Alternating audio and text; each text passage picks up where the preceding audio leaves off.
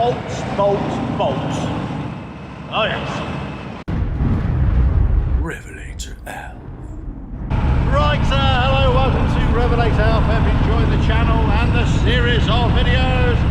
Don't forget to subscribe and all that kind of good stuff. Right, so, look, I'm talking about riser bolts. And should you change them if you change your risers or handlebars or whatever? So, I've been asking around and there's a little bit of, I wouldn't say confusion out there, but there's differing opinions. So also you've got to factor into this discussion about riser bolts, also riser bushings as well. So here's my take on it. First of all, there's a lot of confusion about the grades of bolts out there. So you've got to differentiate between the American version or grade and the British or metric version. So the American version, you can either have a lower tensile strength, which is about a grade 5, or really you want a grade 8 bolt.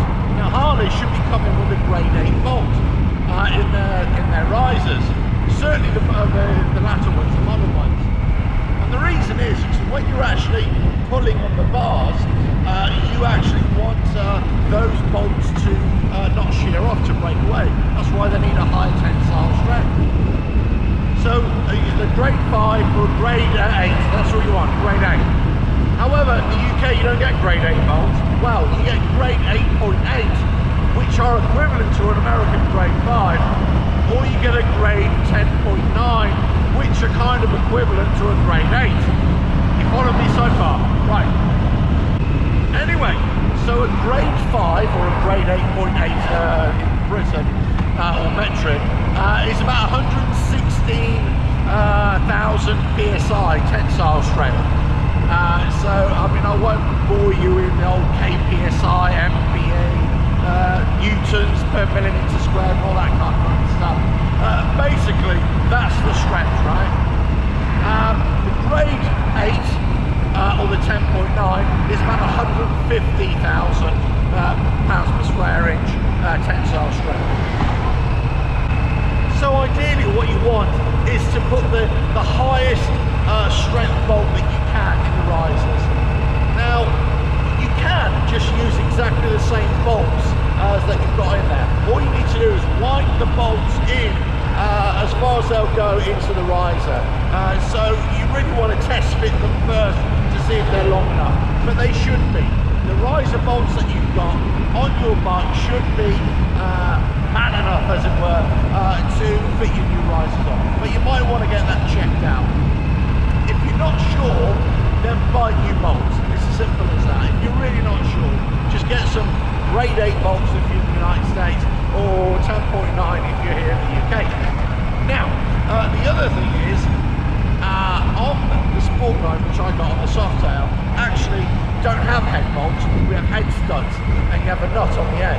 So what you can do, you can wind those out and then put those into the new risers which you've got. As long as they've got enough clearance, that's fine, and then you just torque them down to whatever it is. So the next question is about the bushings. Now, if you've got tall risers and tall bars, let's say like a 10-inch, 8-inch, 10-inch rise, something like that, then I would definitely change your bushings to either polyurethane or a solid metal bushing, and that will stop you flexing. If you've got any flexing in the bars whatsoever, the bushings are not strong enough, they're not man enough to handle that load that you're putting on the bars and on the steering. So you need to change your bushings. I'm only going for an extra 2-inch rise on my risers. So I'm going from a 2-inch to a 4-inch. I've got a feeling I actually don't need polyurethane risers, but I bought a set anyway.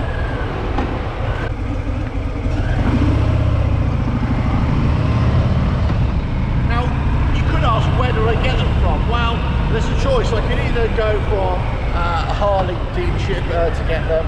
I can even get them online, eBay or Amazon. It's actually the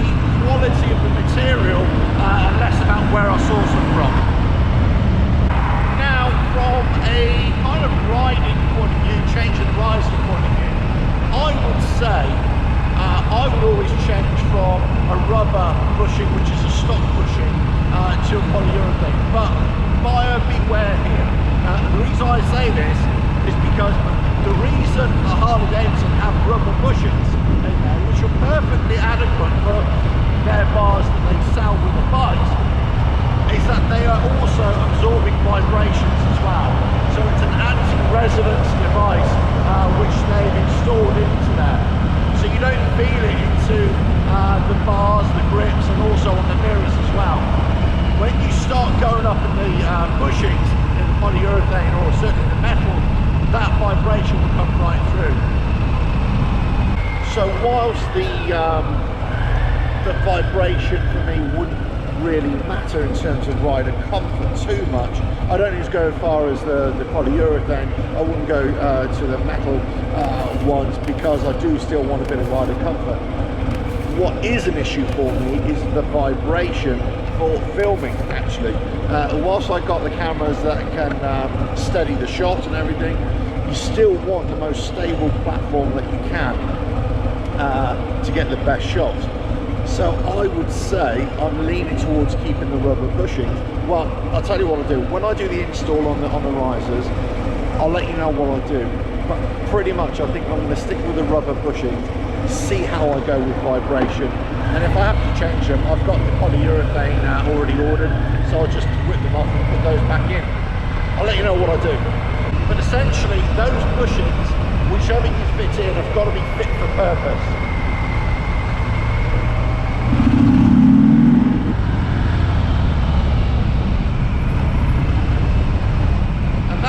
Purpose is not only riding, but it's also filming for me.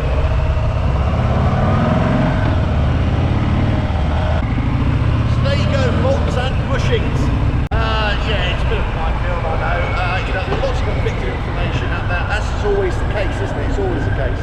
But you've really just got to take the sensible approach, I think. Just get as informed as you can, and don't necessarily just have to buy a brand product, Harley Davidson bolt, let's say, where you just go to your fixing supplier, your fastener supplier, and they can give you exactly the same tensile strength bolt, because it's just a bolt at the end of the day, and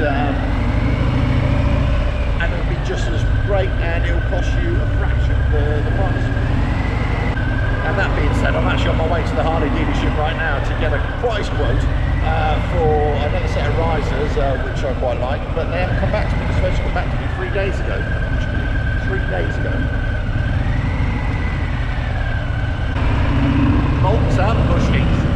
Bolts and bushings. I suppose I should also tell you, how can you tell the difference between a grade 5 or a grade 8 bolt in the United States? If you look on the head of the bolt, you've got these lines. There's either 3 lines or 5 lines. That's how you differentiate. For the life of me, I forgot which is which. Do a Google search, but it's basically 3 lines or 5 lines.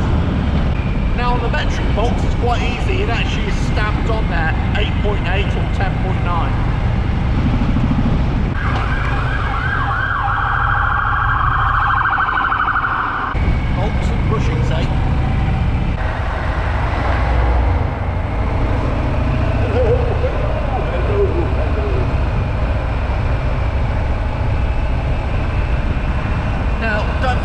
Also, if you're going to go for the British style 10.9 bolts, you're going to have to make sure that they're imperial thread and not metric thread as well. So that's something to be aware of. However, that being said, you shouldn't really have a problem in getting the grade 8 American bolts as well. Just go to your fastener suppliers, go for a grade 8. The United States measurement, the imperial measurement, you should be fine. So the other thing I kind of picked up on was whether to use any thread locker on the riser bolts. Now, I suppose if you're using a bolt to put into, a new bolt to put into the riser, I would put a bit of thread locker on there. If you're using a stud and a nut, I'm not so sure I would. I would just use a spring washer under there instead. Maybe use some thread lock at the nut end, but not the stud end that goes into the riser. But it wouldn't hurt. You just wouldn't be able to manually wind it out. You'd have to get some mole grips on it. You might damage your stud then. But something to consider. Bolts and bushes, bolts and bushes. Bolts, studs and bushes. Oh yeah.